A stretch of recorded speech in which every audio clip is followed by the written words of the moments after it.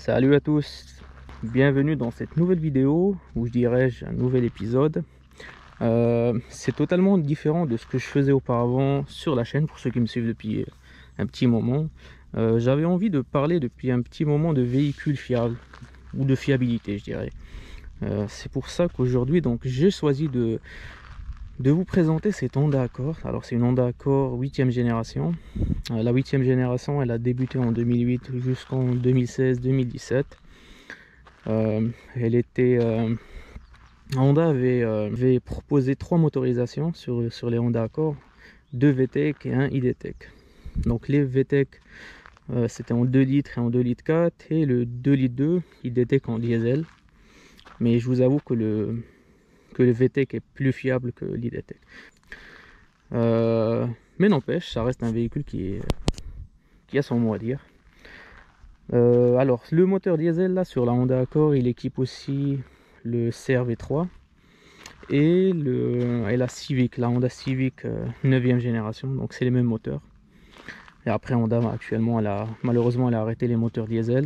Il me semble qu'il en reste quelques-uns, mais sur certains pays où le diesel se vend énormément et où le marché n'est pas très friand de moteurs essence.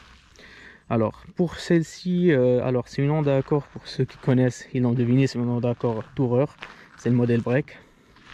Il est pas mal, un peu lourd, un peu plus d'une tonne 7, mais avec les 150 chevaux du moteur, ça va. C'est pas non plus, on aurait aimé un petit peu de chevaux, mais ça va, c'est limite je dirais, tant que le véhicule n'est pas trop chargé. Alors, concernant celle-ci, elle a 300 000 km au compteur. 300 000. C'est pas beaucoup pour une Honda. C'est déjà pas mal, mais c'est pas beaucoup. Moteur d'origine, embrayage, turbo, injecteur, tout est d'origine. J'ai fait faire un peu d'entretien cet été, mais c'est par rapport à la liaison au sol. Donc les bras de suspension et les biellettes. Sinon, tout est d'origine sur ce véhicule. C'est un véhicule qui est assez exceptionnel. L'assise est un peu basse, position de conduite aussi. Alors là on est sur l'arrière du véhicule. Je dirais pas qu'il est moche, mais il est pas mal. J'ai mis le logotype S parce que ça faisait assez sexy. Carrosserie en noir et avec du chrome.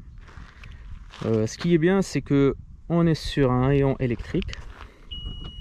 Ça c'est super pratique.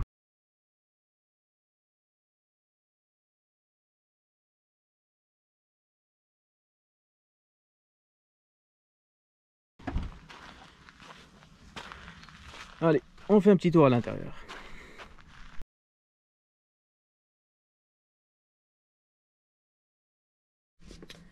Alors là nous sommes à l'intérieur du véhicule. Je trouve que la position de conduite est assez idéale et confortable. La coudoir est assez bas, pratique. Pas mal de rangements. On a là c'est tout ce qui est par rapport à la clim. Là c'est les boutons pour la radio, l'auxiliaire et le CD. Perso j'ai jamais utilisé le CD pour le moment. Ce qui est bien sur ce véhicule, c'est que on a le ACC, l'Adaptive Cruise Control, c'est pas mal. On a le LED au maintien dans la voie, c'est pas mal aussi, surtout pour un véhicule de 2009. Je pensais pas qu'il y avait. Et là, côté tableau de bord, c'est assez joli, je dirais. On a la console, les ceintures, le temps de trajet, l'autonomie. Donc pas mal d'informations. On a le kit main libre aussi. Là j'ai fait rajouter un Android pour le GPS. Et ce qui est bien aussi, c'est qu'on a le toit ouvrant. Là c'est manuel, et après on a le toit ouvrant qui est automatique, qui est électrique. Voilà.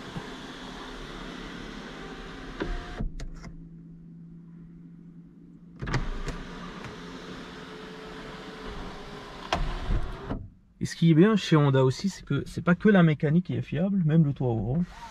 Parce que là, le toit ouvrant, il a 15 ans, et pour d'autres véhicules, j'en ai vu qui sont tombés en panne en moins de temps.